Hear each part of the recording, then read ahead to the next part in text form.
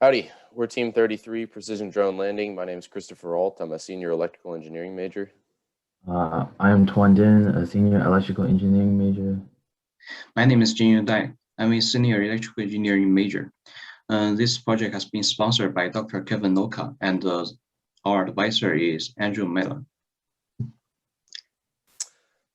So with increased usage of quadcopter drones in land space data collection, automatic maintenance inspection, disaster rescue, and other applications, the demand of maintenance and management of drones as fleets emerged as drone system users attempt to increase overall efficiency.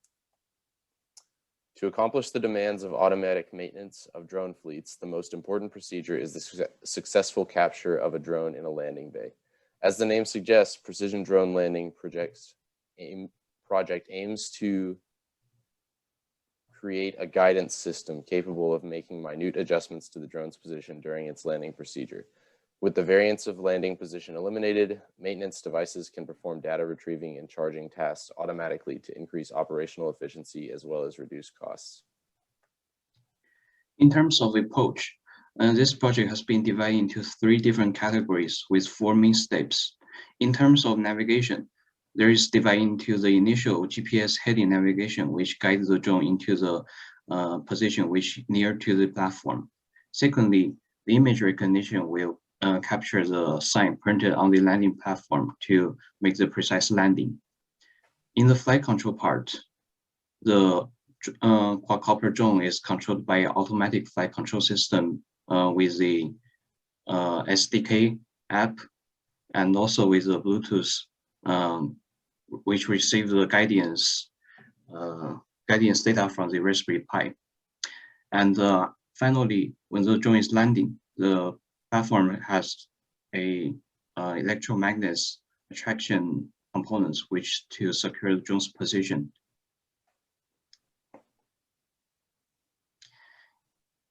To enable the image recognition guidance process for a precise landing, initial guidance based on GPS coordinates and heading data is necessary. The GPS coordinates and the rotation reading of the landing site will be pre-built into the flight system of quadcopters. When the stage is finished, the initial guidance will lead the drone into positions near to the landing site at the height between 0.5 to 2 meters and align with the site prepared for image guidance.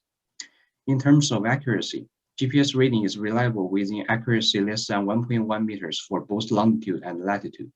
The error between magnetic north to true north is between 0.21 to 0.35 degrees at College Station, Texas, indicates that there is no adjustments required for the rotation data.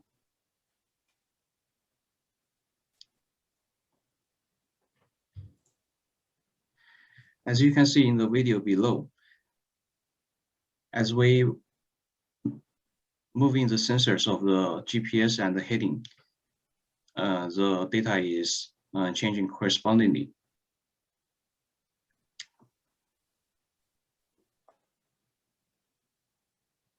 So once the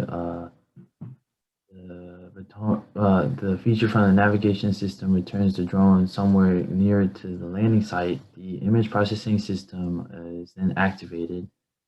So how it works is the image processing captures the image of the blue star through a process of key point matching from a set of the desired images that has been uploaded into the system.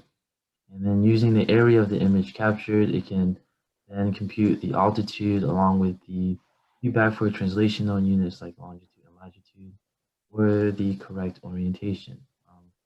And once computed, the image processor will then send feedback to the flight controller.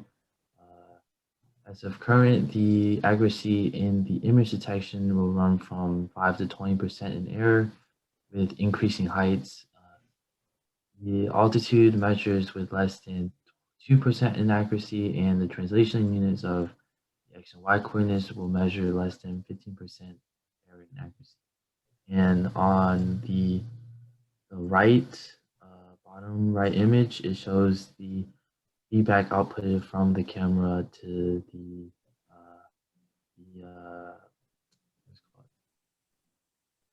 flight controller.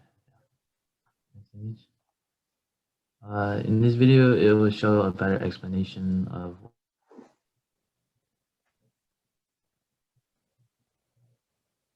delay of 2 seconds where it captures the landing point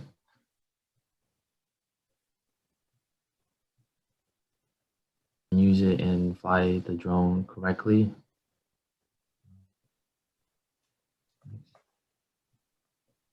In this slide, it shows images of the data I've collected in computing the translational units from metric into pixels and degrees for the flight controller to use.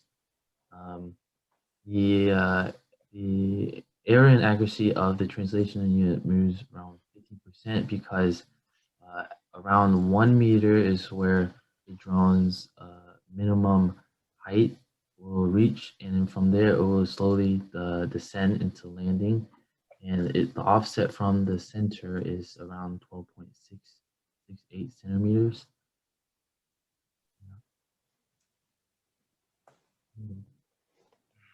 So in order to achieve automated flight, GPS waypoints are used relative to the drone's current position. While the goal of the project is to improve upon current GPS accuracy, a series of waypoints can be issued and the drone's position can then be verified by the image processing subsystem to confirm whether to land or to provide another adjustment. And then in this video, this was an automated flight that we created with the drone essentially in the flight control app that we have on an Android device. I wrote a mission that tells the drone to move. This is just demonstrating automated flight, but it tells the drone to move 1 meter in the latitude direction and then 1.5 meters, or well, excuse me, 2.5 meters back, 1.5 meters from the home point.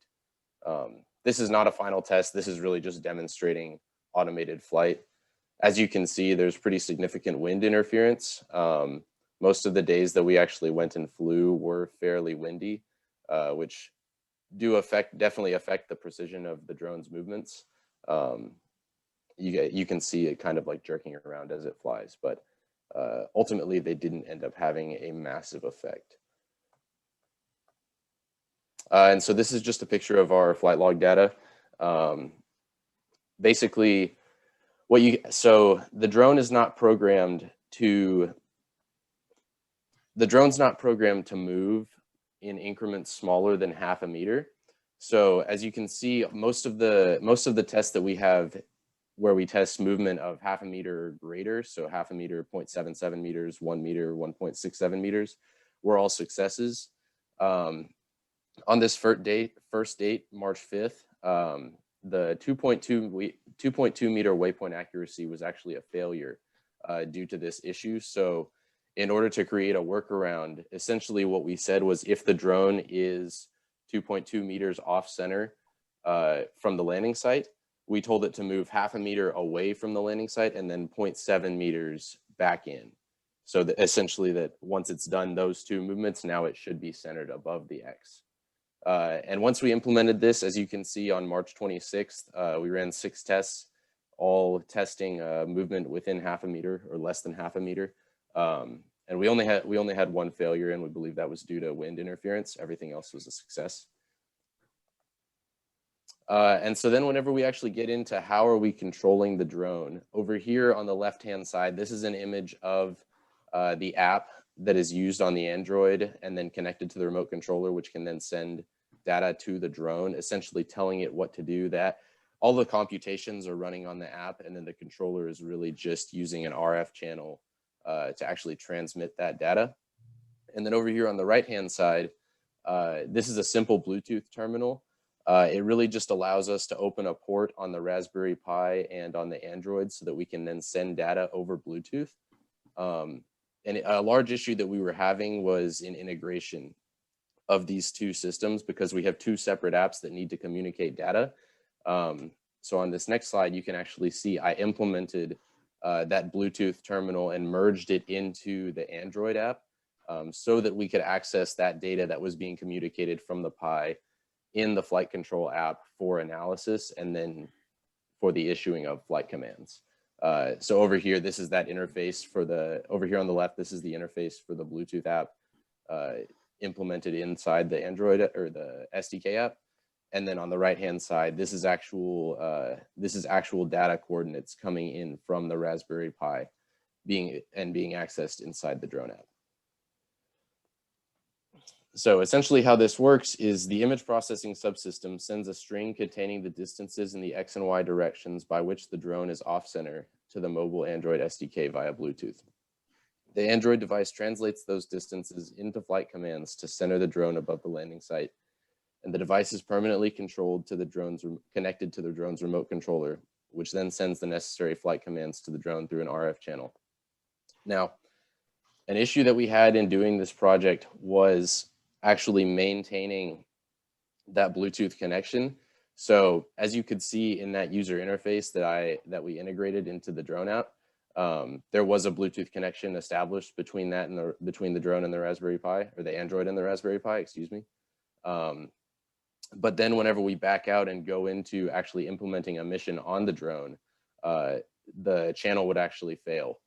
So essentially if that connection would stay online as the drone is still flying, theoretically this project would have been, we weren't able to keep that connection going even whenever we're not backing out of the whole app, it's really just backing out of the Bluetooth part of the app. Essentially because that connection couldn't stay up, we weren't able to fully communicate while flying. It was really more of these separate test flights and then testing the communication while it was actually connected instead of whenever it was disconnected, of course. So once the landing is finished, the existence of the quadcopter will be confirmed by the weight sensor mounted beneath the platform to activate the electromagnets. Once the attraction system is engaged, electromagnets will secure the drone's position to accomplish the objective of the project. In terms of performance, the weight sensor has a sensitivity of 0.1 kilograms against the drone's mass, which is 2.0 kilograms, which means it's capable of detecting the drone's existence without any air readings. Two of the magnets each provide 250 newtons of attraction with effective range of 4 centimeters. As you can see in the image on the right, besides the hookup part to increase the durability of the platform, there is 3 weight sensors mounted in 3 out of 4 corners to detect the drones. And also on the top right and the bottom left, there are 2 of the electromagnets corresponding to the position of the landing gear of the quadcopter to attract the drone to secure its position once it's landed.